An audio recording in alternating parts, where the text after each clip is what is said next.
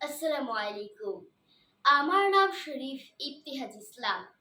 আবৃত্তি করছি বিশ্বকবি রবীন্দ্রনাথ ঠাকুরের লেখা কবিতা জন্মভূমি।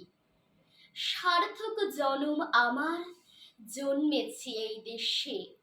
সার্থক জনম মাগো, তোমায় ভালোবেসে। জানি নে তোর ধনরতন আছে কিনা রানীর মতন, শুধু জানি আমার অঙ্গ জুড়ায় তোমার ছায়ায় এসে।